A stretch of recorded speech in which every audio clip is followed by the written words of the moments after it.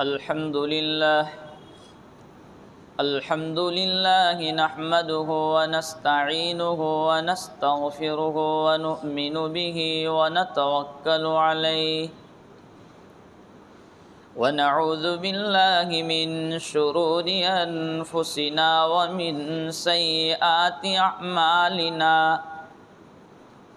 من يهده الله فلا مضل له ومن يضلله فلا هادي له ونشهد أن لا إله إلا الله وحده لا شريك له ونشهد أن سيدنا ومولانا محمدا عبده ورسوله صلى الله تعالى عليه وعلى آله وأصحابه وسلم تسليما كثيرا كثيرا وداعيا إلى الله بإذنه وسراجا منيرا أما بعد فأعوذ بالله من الشيطان الرجيم بسم الله الرحمن الرحيم زين للناس حب الشهوات من النساء والبنين والقناطير المقنطرة من الذهب والفضة والخيل المسومة والأنعام والحرث ذلك متاع الحياة الدنيا والله عنده حسن المآب صدق الله مولانا العظيم قال الله تبارك وتعالى في شان حبيبه إن الله وملائكته يصلون على النبي يا أيها الذين آمنوا صلوا عليه وسلموا تسليما اللهم صل على سيدنا محمد وعلى آل سيدنا محمد وبارك وسلم۔ قابل صد تکریم بزرگان محترم اور عزیز ساتھیوں، آج خطبے میں جس آیت کریمہ کو میں نے پڑھا، اسی آیت کو میں نے گزشتہ ہفتے بھی آپ حضرات کے سامنے پڑھا تھا۔ گزشتہ اس آیت کے متعلق کچھ باتیں آپ حضرات کے سامنے ہوئی۔ اس آیت کریمہ میں اللہ رب العالمین فرما رہے ہیں کہ مزین کر دیا گیا لوگوں کے واسطے، یا کوٹنگ کیا گیا لوگوں کے واسطے، ڈیکوریٹ کیا گیا، سجایا گیا لوگوں کے واسطے دنیا کی لذات اور خواہشیں، عورتوں میں سے، اولاد میں سے، گھوڑے وغیرہ، سونا چاندی وغیرہ چیزوں میں سے۔ اور مزین کا ترجمہ اور مطلب میں گزشتہ بیان کر چکا ہوں کہ کوٹنگ کرنا، قرآن کریم نے لفظ استعمال کیا ہے زینہ کا۔ اس کا مطلب یہ ہے کہ اس کو کوٹنگ کیا گیا ہے، حقیقت میں یہ چیزیں ایسی نہیں ہے۔ اور میں نے مثال سے اس کو سمجھایا تھا کہ ایک لوہے کا ٹکڑا، اس پر سونے کا پانی اور گولڈ کا پانی لگا دیا جائے تو وہ بڑا خوبصورت نظر آتا ہے، لیکن حقیقت میں وہ سونا نہیں ہے۔ اسی طریقے سے قرآن کریم نے جن چیزوں کو بیان کیا ہے وہ دکھنے میں بڑی بھلی معلوم ہوتی ہیں، لیکن حقیقت میں ایسا نہیں ہے۔ اس کی حقیقت کچھ اور ہے اور دیکھنے میں کچھ اور ہے۔ اس میں سے پہلی چیز اللہ رب العالمین نے بیان کی عورتیں، کہ شیطان عورتوں کو استعمال کرتا ہے مردوں کو گمراہ کرنے کے لیے، قوم کو گمراہ کرنے کے لیے۔ گزشتہ اس پر کافی بحث ہوئی کہ آج کل زیادہ تر فتنے جو وجود میں آ رہے ہیں وہ عورتوں کی وجہ سے ہیں۔ اگر وہ اپنی حیا کا خیال رکھیں، اپنی شرم کا خیال رکھیں تو بہت سارے گناہ اٹک سکتے ہیں، رک سکتے ہیں۔ آپ نے اخبار میں پڑھا ہوگا چند سالوں پہلے امریکہ کا واقعہ کہ وہاں پر ایک آدمی کے پاس بہت سارا مال اور سونا تھا، تو اس نے اس سونے سے بھری ہوئی بیگ، اپنے جواہرات، سونے، روپیوں، پیسوں سے بھری ہوئی بیگ اس کو کھولا اور بیچ راستے میں اس بندے نے رکھ دیا، اور وہ اپنے گھر کے اوپری کمرے میں چلا گیا اور کھڑکی سے جھانکتا رہا کہ اس کو کون چوری کر کے لے جاتا ہے، میں دیکھتا ہوں۔ تو وہ بیگ اس نے راستے پر رکھ دی اور وہ کمرے میں چلا گیا۔ لوگ گزرتے چلے گئے، کوئی اس کو ہاتھ نہیں لگاتا، سونا کھلا ہے۔ ایک آدمی آیا اور بیگ اٹھا کے چلا گیا۔ اس آدمی نے اس کا پیچھا کیا، اس کو پکڑا اور کورٹ میں اس نے مقدمہ دائر کیا، کیس کیا کہ یہ آدمی نے میری بیگ کو چرایا ہے۔ پھر اس سے سوال کیا گیا کہ تو نے اس بیگ کو کیسے چرایا، کیا وجہ ہے تیری؟ کہا کہ بیچ راستے میں تھی، چرایا نہیں ہے، میں تو اس کو اٹھا کے لے گیا۔ تو کہا بیچ راستے میں تھی، اس کا مطلب یہ نہیں کہ آپ اٹھا کے لے جا سکتے ہیں۔ مالک کو پوچھا کہ تو نے اس کو راستے میں کیوں رکھا؟ تو اس بندے نے کہا میں دیکھنا چاہتا تھا کہ کون اس کو چراتا ہے، کیسے لیتا ہے، میں تو امتحان کر رہا تھا۔ بالآخر کورٹ نے سزا سنائی کہ جس آدمی نے چوری کی تھی اس کو آدھی سزا، اور جو مالک تھا اس مال کا اس کو ڈبل سزا۔ آخر سارے لوگ حیران و پریشان کہ اس کو سزا کیوں، اس کا تو مال چوری ہوا ہے، اور اس کو اس سے آدھی سزا، اس کو 5 سال تو اس کو 10 سال۔ پوچھنے پر جج نے بتلایا وجہ اس کی یہ ہے کہ یہ آدمی یہ مال اور سامان تجوری میں رکھنے کی چیز ہے، سنبھال کر کے رکھنے کی چیز ہے، اس کو راستوں پر رکھنا نہیں ہے۔ اس نے اپنے مال کی حفاظت نہیں کی، سامنے رکھ دیا تو چوری ہو گیا۔ کیوں ایسا رکھا؟ گنہگار اس نے اس کو بنایا، اس لیے ڈبل سزا کا مستحق یہ۔ اور یہ بندہ کہ بغیر پوچھے کسی کے مال کو لے لیا، اس کی وجہ سے یہ گنہگار، تو اس کو آدھی سزا۔ اسی طرح ہماری ماں بہنیں بغیر پردے کے باہر پھرتی ہیں تو پہلی گنہگار وہ عورتیں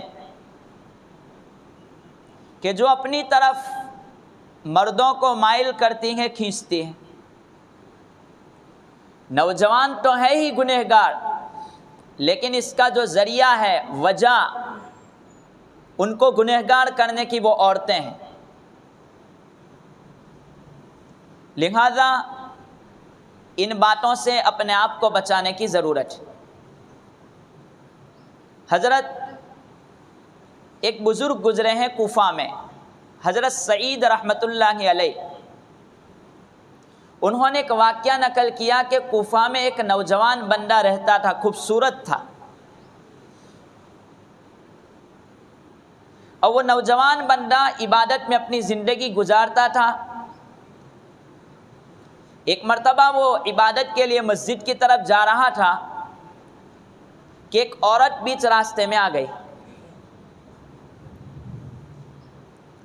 اس عورت نے اس بندے کو اپنی طرف بلانا چاہا کہ میری طرف دیکھ، لیکن وہ نوجوان نے اس کی بات نہیں سنی۔ دوسری مرتبہ پکارا، پھر بھی نہیں سنا۔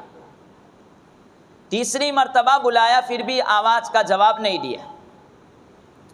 اب وہ عورت کہتی ہے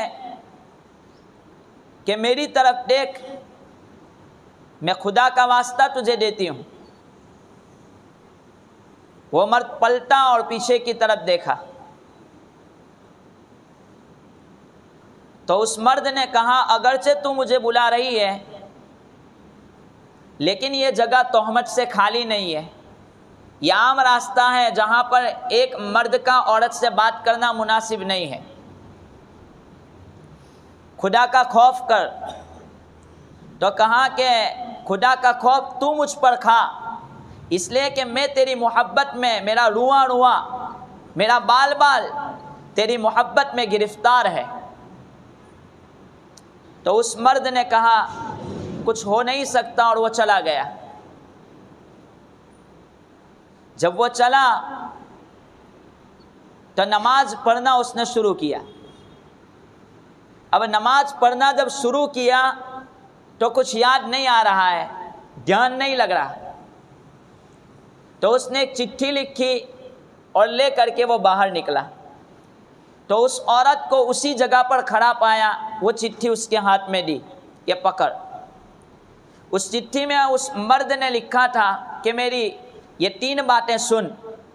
نمبر 1، اگر کوئی بندہ پہلی مرتبہ گناہ کرتا ہے اللہ تبارک و تعالی اس کو معاف کر دیتے ہیں، اور جب دوسری مرتبہ وہ گناہ کرتا ہے اللہ تبارک و تعالی اس پر ستاری کا معاملہ کرتے ہیں، اس کے گناہ کو لوگوں سے چھپائے رکھتے ہیں، پردہ کر دیتے ہیں، دکھائی نہیں دیتا لوگوں کو۔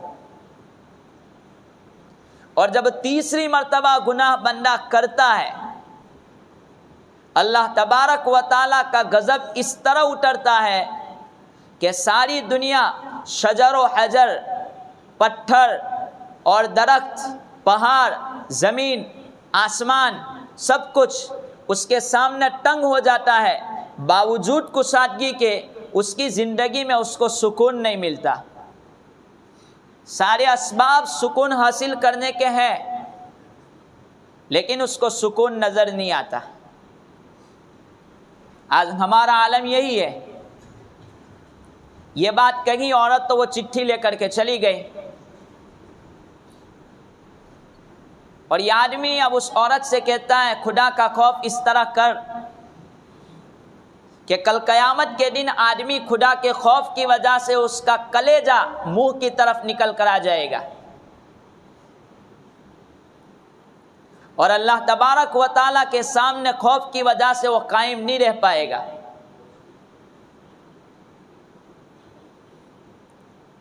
عورت چلی گئی، توبہ کر لی۔ کچھ مدت کے بعد پھر عورت اسی جگہ پر کھڑی تھی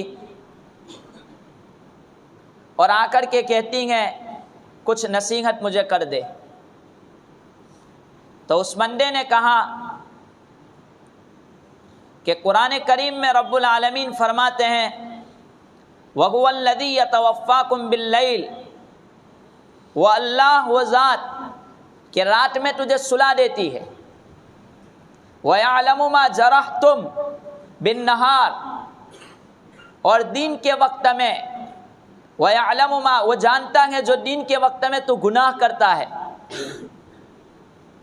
وَيَبْعَثُكُمْ فِيهِ لِيُقْضَى أَجَلٌ مُّسَمًّى، پھر تجھے جھلاتا ہے، اٹھنے کے سونے کے بعد اٹھا دیتا ہے تاکہ تیری زندگی 60 70 سال 50 سال جو تیرا وقت ہے اس کو تو پورا کر لے اور اللہ کے پاس چلا جائے۔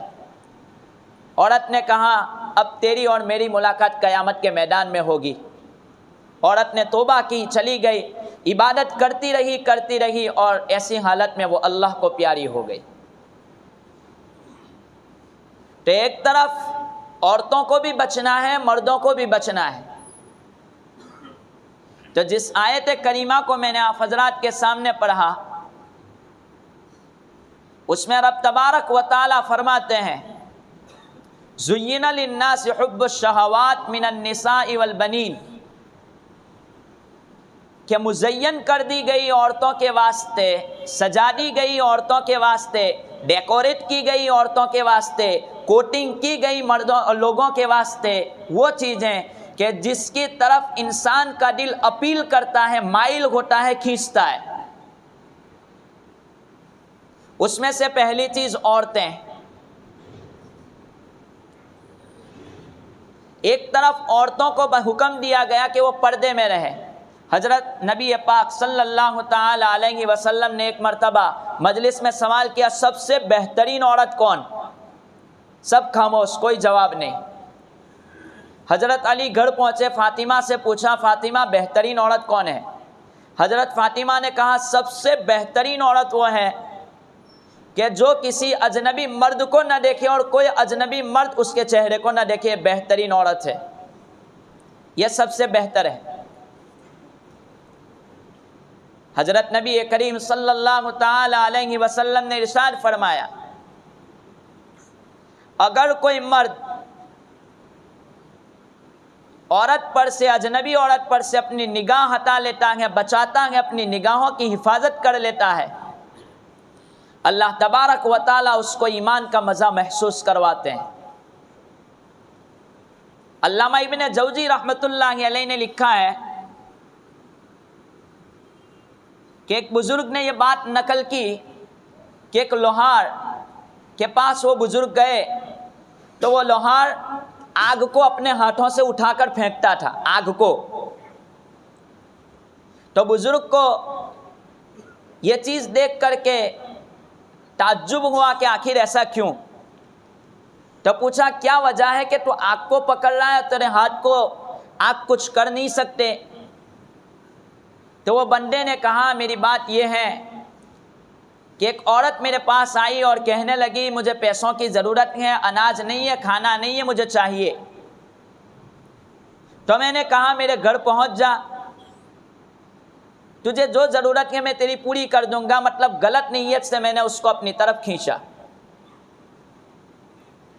تو وہ عورت تو واپس چلی گئی اور کہنے لگی خدا کا خوف کر۔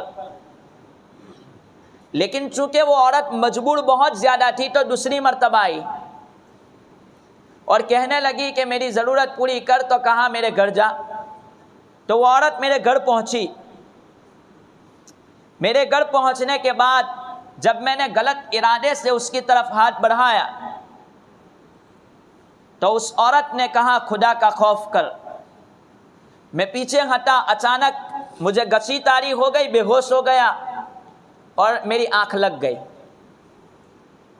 اتنے میں ایک خوبصورت عورت میرے خواب میں آئی اور اس نے کہا یہ جو لڑکی ہے وہ آل رسول صلی اللہ تعالی علیہ وسلم میں سے ہیں، اگر تو نے آج اس عورت کی ضرورت کو پورا کر دیا، اس کی حفاظت کی، تو میں دعا کرتی ہوں اللہ تعالیٰ سے کہ نہ دنیا کی آگ تیرے ہاتھ کو لگے گی، نہ آخرت کے آگ تجھ پر اثر کرے گی۔ دنیا کی آگ کا بھی کوئی اثر نہیں، آخرت کی آگ کا بھی کوئی اثر نہیں۔ بس میں تو ہوش میں آیا، عورت کو جو کھانے پینے کی چیزوں کی ضرورت تھی وہ پوری کر دی، اور میں دیکھ رہا ہوں کہ آگ میں ہاتھ میں پکڑتا ہوں لیکن میرے ہاتھ کو کوئی نقصان آگ نہیں پہنچا سکتی ہے۔ تو اللہ تبارک و تعالی اس کے ذریعے دنیا میں بھی وہ کرامات دکھلاتے ہیں اور آخرت میں بھی وہ بندہ آگ سے نجات پا لیتا ہے۔ تو یہ بڑی سنبھلنے کی چیز ہے۔ دوسرے نمبر پر میں نے ذکر کیا تھا، قرآن ذکر کرتا ہے والبنین، کہ اولاد یہ دکھنے میں بڑی اچھی معلوم ہوتی ہیں لیکن حقیقت میں ہے نہیں۔ ہاں اگر اس کو جائز طریقے پر ان کے ساتھ محبت کی جائے کوئی مسئلہ نہیں، لیکن اگر اولاد کے ساتھ بیجا محبت کہ اگر وہ گناہ کرے، نماز نہ پڑھے، پھر بھی ہم ان کے ساتھ محبت کریں تو پھر یہ اولاد ہمارے لیے خطرے کی گھنٹی ہے۔ اور اس پر میں نے ایک بات عرض کی تھی کہ نبی اکرم صلی اللہ تعالی علیہ وسلم نے ارشاد فرمایا الولد مبخلۃ، اولاد کے آدمی کو بخیل بنا ڈالتی ہیں، الولد مجہلۃ، اولاد آدمی کو جاہل بنا ڈالتی ہے۔ بخیل تو اس لیے بناتی ہیں کہ آدمی خرچ نہیں کرتا کہ کل میری اولاد کا کیا ہوگا، اور جاہل اس لیے کہ اولاد کے پیچھے وقت لگاتا ہے تو اس کو پتہ نہیں چلتا کہ اب میں علم سیکھوں یا میری اولاد کے ساتھ محبت کروں۔ آج جہالت کا عالم یہ ہے ہمارا کہ ہمیں پیشاب پاخانے کا طریقہ بھی اسلامی طریقے پر کرتے ہمیں نہیں آتا ہے. ہمیں پیشاب کرنے کا طریقہ، وضو کرنے کا طریقہ، نماز کا طریقہ، قرآن پڑھنے کا طریقہ بھی ہمیں معلوم نہیں ہے. جہالت اس درجے پر پہنچ چکی ہے. حضرت نبی کریم صلی اللہ تعالی علیہ وسلم نے ارشاد فرمایا، حدیث شریف ہے کہ ایک مرتبہ آپ گزر رہے تھے ایک قبر کے پاس سے، دو قبروں کے پاس سے، تو دونوں میں عذاب ہو رہا تھا. اس میں سے ایک قبر وہ تھی کہ جس میں پیشاب کے قطرے سے نہ بچنے کی وجہ سے اس کو عذاب ہو رہا تھا. آج 1 منٹ میں ہمارا نوجوان پیشاب سے فارغ ہو کر کے ٹوائلٹ سے باہر اور جہاں راستوں میں کھڑا ہوتا ہے پیشاب کھانے سے باہر چلا آتا ہے. حالانکہ پیشاب کے قطرے جہاں تک نہیں رکتے وہاں تک آدمی وہاں پانی نہیں ڈالے گا، اس کو صاف کرے گا. جب اطمینان ہو جائے کہ اب کوئی قطرہ نہیں ٹپکے گا، وہاں تک وہ اپنے شرمگاہ کو خشک کرنے کی کوشش کرے گا. بڑا باریک مسئلہ ہے. نماز اتنی جلدی ہے آدمی کے پاس پیشاب کرنے کے لیے، موبائل میں اتنا بزی ہو چکا کہ اس کو اپنے پیشاب کے قطرے سکھانے تک کی بھی فرصت اس کے پاس نہیں ہے. حالانکہ قبر کا زیادہ تر عذاب پیشاب کے قطروں پر ہوتا ہے اور اسی کو لیے پھرتا ہے. اب تو یہ بھی معلوم نہیں ہے کہ کتنے ڈھیلے آدمی کو استنجے کے لیے چاہیے اور کیسے ڈھیلے سے استنجا کرنا چاہیے اگر پانی میسر نہیں ہے. اور کوئی پوچھنے جہالت، یہ بات بڑی نہیں ہے، آتا نہیں ہے اس کو تو آدمی مان سکتا ہے، لیکن اس سے زیادہ جہالت کی بات یہ ہے کہ کوئی پوچھنے کے لیے تیار ہی بھی نہیں. دنیا کے بارے میں کوئی مسئلہ ہوتا ہے ہم فوراً اس لائن کے آدمی کے پاس پہنچ جاتے ہیں، لیکن اگر اس معاملے میں کوئی معلوم نہیں ہے کہ استنجا کیسے کرنے کا، ہم نے تو استنجے پر بھی فخر محسوس کیا ہے. سلمان فارسی رضی اللہ تعالی عنہ جب کسی کافر نے ان سے پوچھا کہ محمد پیشاب پاخانے کا طریقہ بھی سکھلاتے ہیں، تو حضرت سلمان نے کہا ہاں ہمارا اسلام تو ہمیں پیشاب اور پاخانہ کرنے کا طریقہ اور استنجا کا طریقہ بھی سکھاتا ہے. مسلمان نوجوان کھڑے کھڑے پیشاب کرے کیسے ہو سکتا ہے؟ لہذا اگر آدمی کے بیٹھے بیٹھے پیشاب کے قطرے رکتے نہیں ہیں تو حکم ہے، فقہ میں لکھا ہے، مسائل میں لکھا ہے کہ آدمی اٹھک بیٹھک کرے ٹوائلٹ میں اور اپنے پیشاب کے قطرے ختم کرے، اس کے بعد پانی ڈالے. اگر نہیں ہے تو کھنکھارے زور سے اور پیشاب کے قطرے مکمل ہو جاوے اس کے بعد پانی ڈالے، ورنہ وہ ناپاک رہتا ہے. لگتا یہ ہے کہ میرا پیشاب بند ہو گیا، لیکن وہ بند نہیں ہے، ابھی قطرے چالو ہے. اسی طریقے پر نہ نماز کے مسئلے معلوم، نہ ٹوائلٹ کے مسئلے معلوم، نہ وضو کے مسائل معلوم. حضرت نبی کریم صلی اللہ تعالی علیہ وسلم نے ارشاد فرمایا، جب ایک بندے کی، اللہ کے رسول صلی اللہ علیہ وسلم نے دیکھا کہ ایک بندہ وضو کر کے آیا اور وضو کرنے کے بعد دیکھا کہ اس کے پیروں میں کچھ خشکی نظر آئی رہی ہے، تو سرکار دو عالم صلی اللہ علیہ وسلم نے فرمایا ہلاکت ہے ان بندوں کے لیے جن کے وضو کرنے کے بعد ان کے ہاتھوں اور پیروں میں خشکی نظر آ رہی ہے.